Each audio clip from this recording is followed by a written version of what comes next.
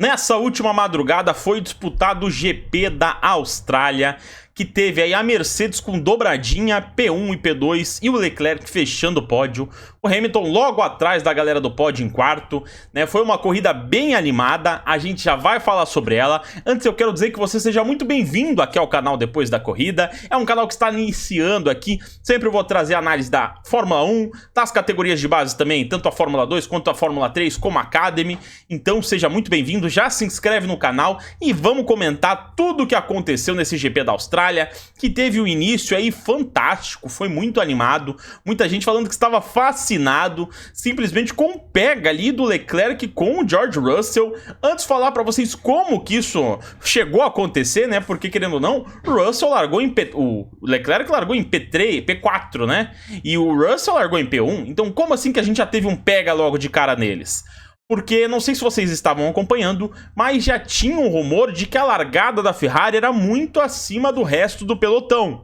E isso se confirmou facilmente na corrida. O Leclerc pulou para P1.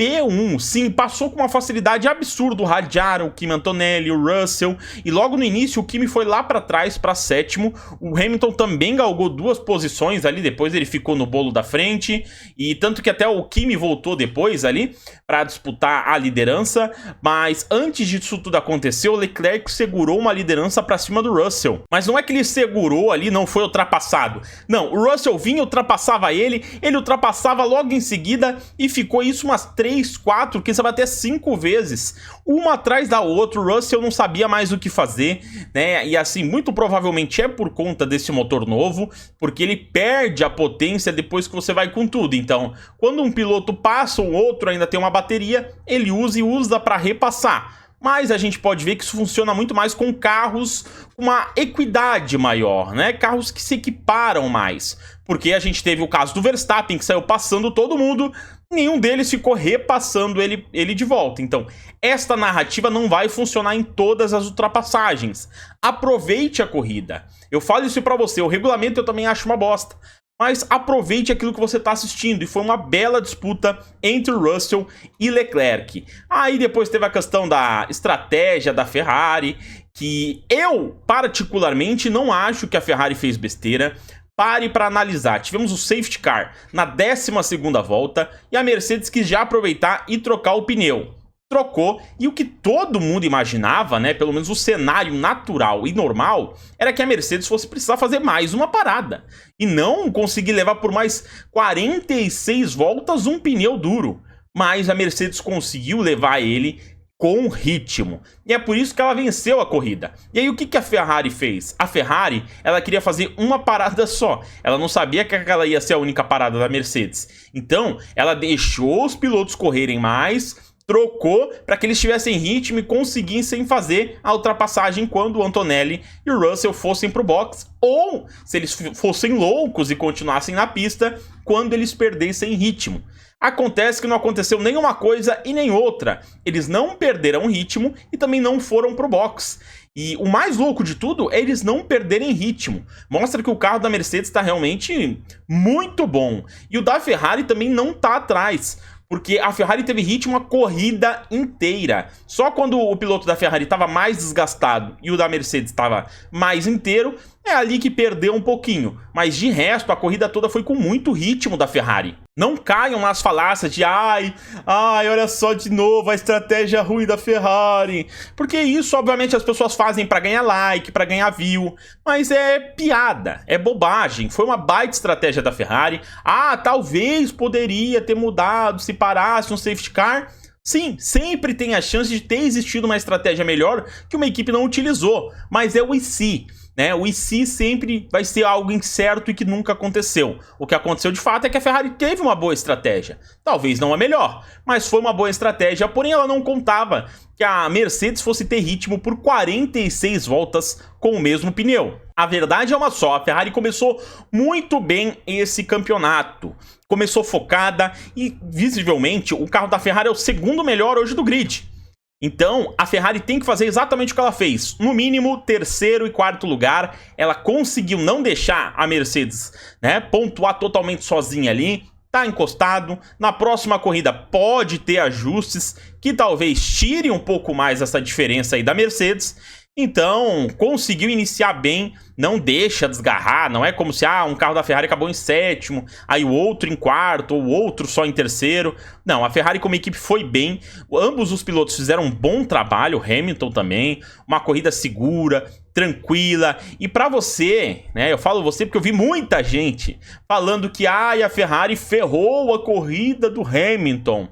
Eu recomendo a você que você utilize mais cotonete, porque foi falado na corrida, ali no rádio, o próprio Hamilton falando que quando o Leclerc fosse pro box, ele não queria ir logo em seguida atrás, que segurasse ele um pouco, porque na visão dele, o pneu dele ia aguentar um pouquinho mais do que o do Leclerc.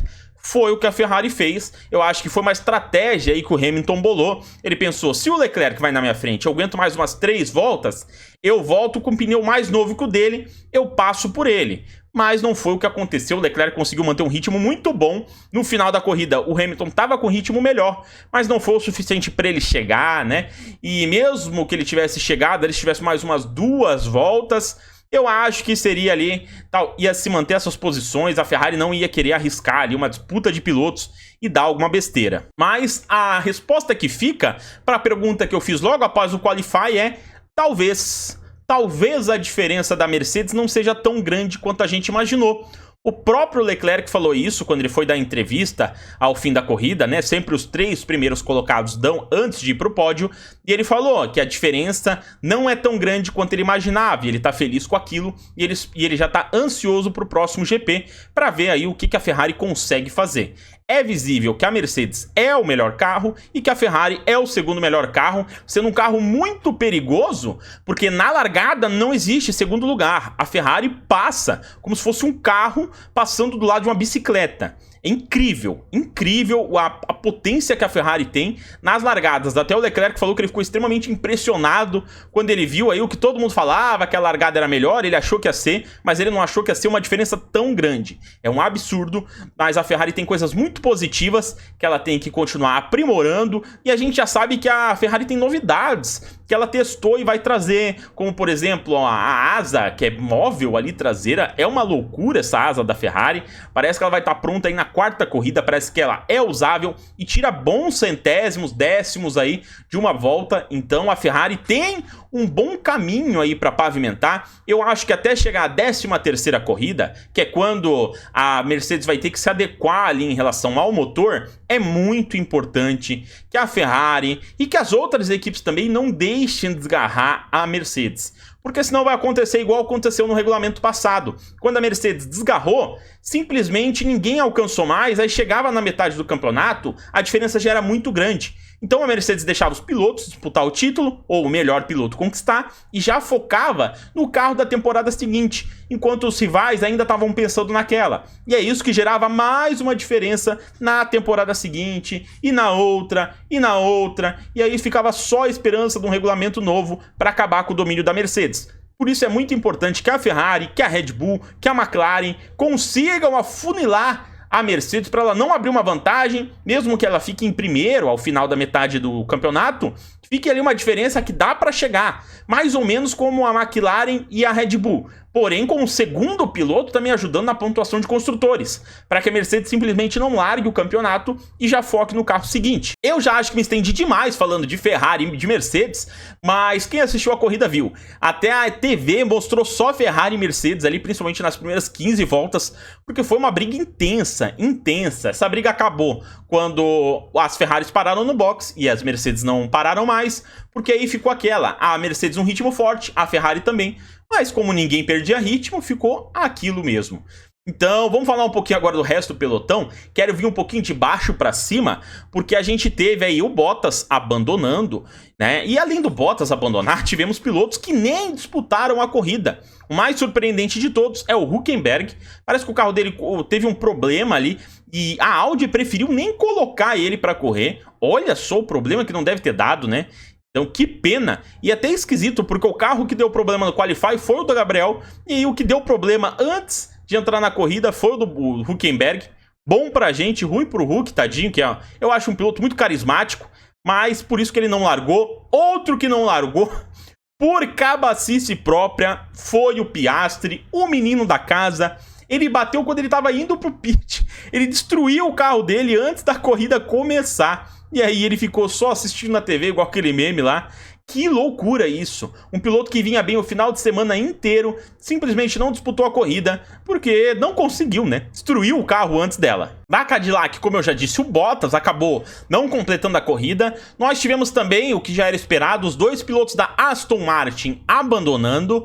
Mas aqui eu quero fazer um asterisco muito grande, tá? A largada que o Fernando Alonso fez foi espetacular, ele pegou 6 posições, tanto que ao final ali da corrida ele falou que esse é o 25º ano dele na Fórmula 1 e ele ainda se sente muito superior aos outros. Foi assim que ele explicou a largada fantástica que ele teve. E a Aston Martin conseguiu dar muito mais voltas do que se falava. 15 do Stroll, 25 do Alonso.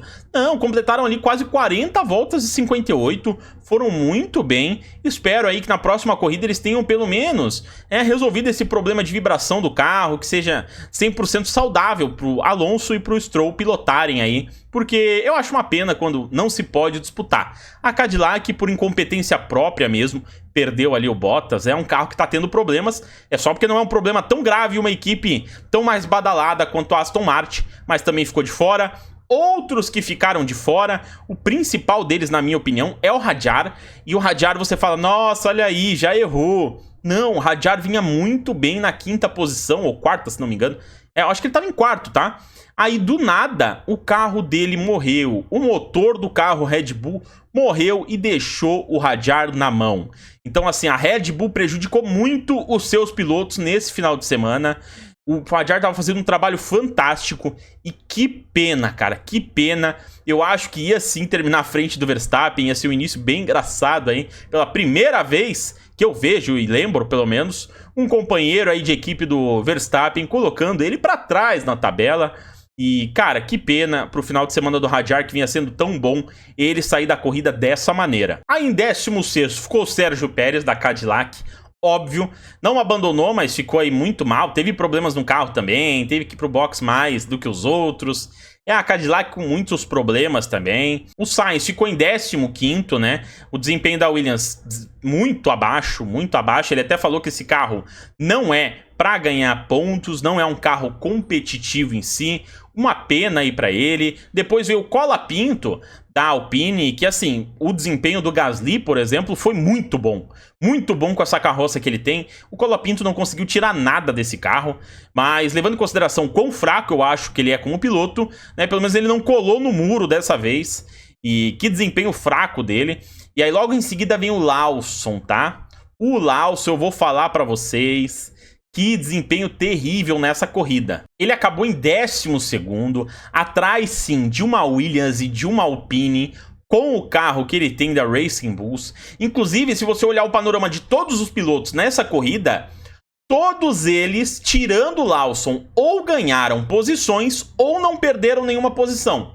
Todos tiveram um saldo antinegativo, né? Ou neutro ou positivo. A grande maioria positivo, quase todos ganharam uma posição. Alguns ganharam muito mais que os outros, né? Estamos falando do Max. Mas assim, o Lawson foi o único que caiu. E que caiu feio.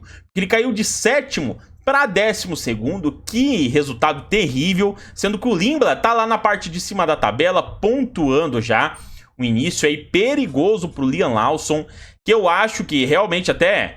Eu vou falar isso num vídeo de amanhã, mas a corrida do Tsolov aí é um piloto que a Red Bull aposta muito, que tá na Fórmula 2, aí junto com o Rafa Câmara. Eu acredito que na próxima temporada, quem vai dançar na Red Bull é o Liam Lawson, e o Tsolov, aí o leão búlgaro, vai assumir o lugar dele. Eu não tenho a menor dúvida disso, a não ser que o Lawson se torne um piloto fantástico, e eu duvido muito que isso aconteça. Duvido muito que o Lindblad deixe essa peteca cair, ou que o Hadjar seja tão terrível na Red Bull para ele ir na frente do Lawson. Enfim, né?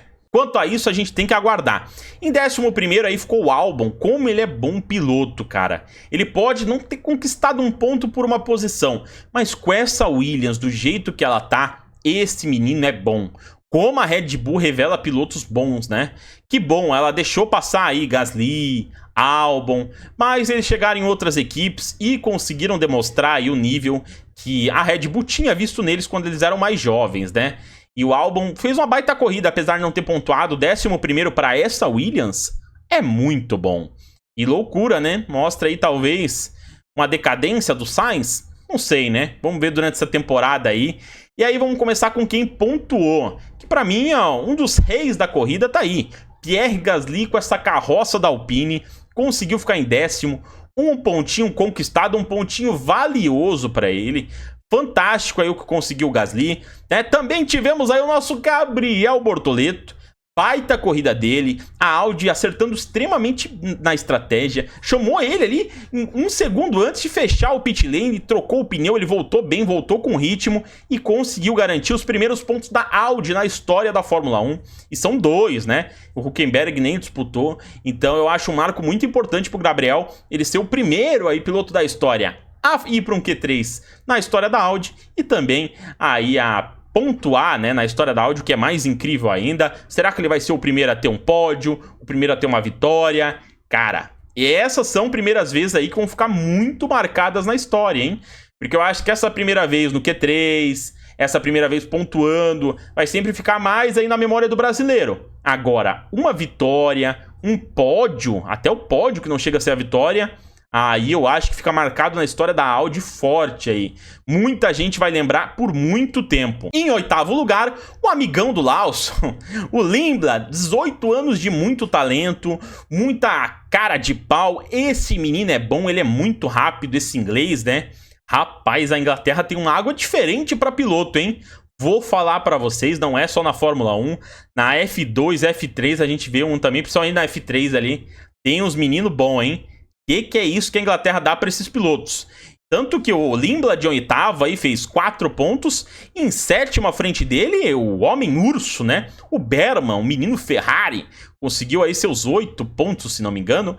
E, cara, sensacional, né? Ou 6, enfim, foda-se, né?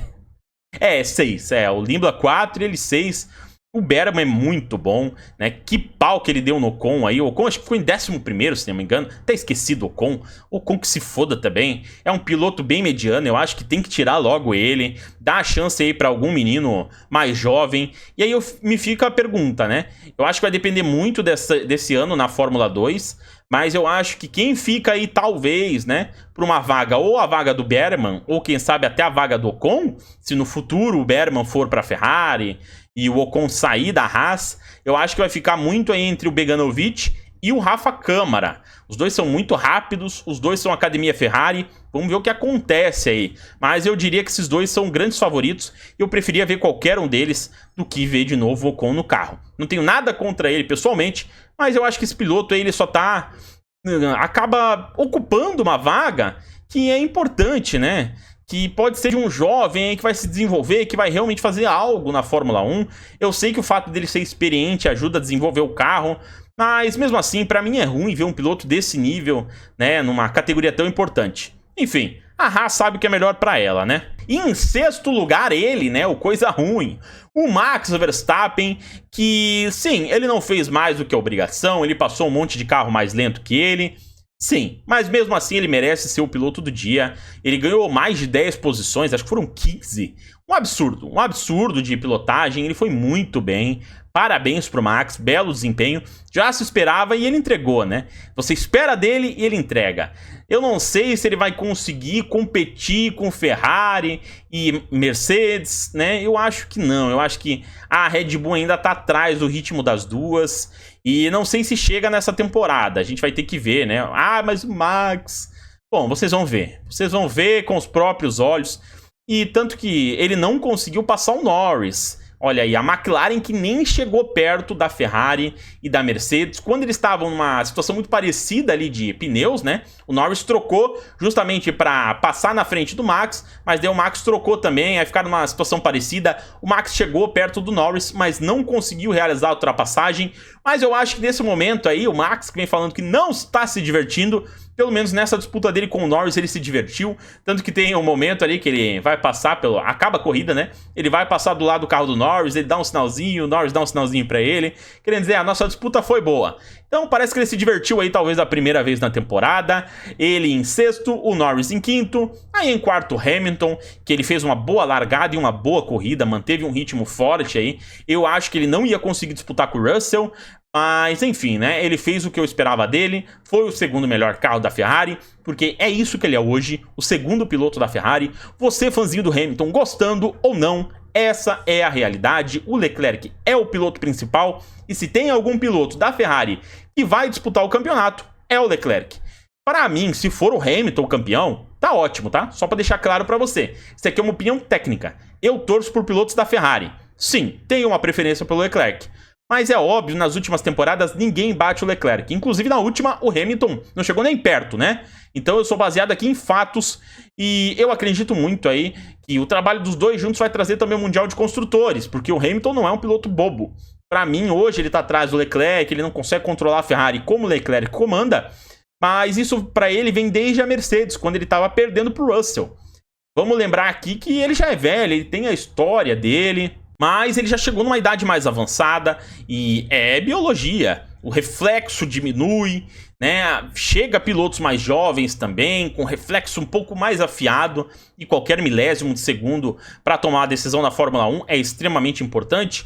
E adorar um título do Hamilton, pode ter certeza, tanto quanto um do Leclerc, mas eu acho difícil acontecer. Então aqui é uma opinião técnica, comenta aí o que você acha, né? Tivemos a dobradinha aí do Kimi, que final de semana do Kimi, hein? Bateu o carro, perdeu a confiança, o Toto foi lá e falou, mantenha a confiança, cara, estuda e mantenha a confiança. P2, baita corrida dele, eu acho que é um piloto aí chato, não sei, eu não acho que ele vai conseguir disputar com o Russell as vitórias, se tiver os dois brigando ali, mas ele é um piloto chato no quesito de ele não é um Sérgio Pérez na Red Bull, né? Ele não vai prejudicar no Mundial de Construtores, acho muito difícil isso. Ele consegue pontuar bastante, é óbvio que a idade dele sempre deixa aquela dúvida, né? Ele pode cometer algum errinho que pode colocar as coisas a perderem, como foi essa batida dele, mas mesmo assim eu acredito muito aí numa boa temporada do Kimi, espero que atrás das duas Ferraris, e o Russell é um piloto chato, hein? Ele é muito bom piloto, mas ao mesmo tempo... não sei, né, cara? Muito culpa do carro. Tanto que acabou a corrida ele falou, obrigado. Eu amo esse carro, eu amo esse carro, eu amo esse motor. Ele tem que parar de ser retardado também. Porque, no início da corrida ali, como ele tomou um passa-fora do Leclerc... Ele, isso que o Leclerc fez foi perigoso. Querendo uma punição. Engole o choro, irmão. Corre na pista. Aí quando ganhou, não queria mais saber da punição, né? É um chorão. E assim, acho ele um piloto simpático. Ele até fez o T, né? E, bom, mas ele não é da Ferrari. Então ele não vai ter meu apoio. Com certeza não. E a Ferrari, eu vejo muito bem. Se você torce pra Ferrari, não caia nesse papo da estratégia foi terrível. E olha só, Mercedes nadando de braçada. Fique com o que o Leclerc falou. A diferença não é tão grande quanto eu imaginava. E eu fico feliz por isso e ansioso pro próximo GP. Esse foi o vídeo de hoje. Deixe seu like, se inscreve e vamos pra cima nessa temporada. Ferrarista, você também não sendo ferrarista ou não, não importa, seja muito bem-vindo. Se inscreve e até o próximo. Tchau!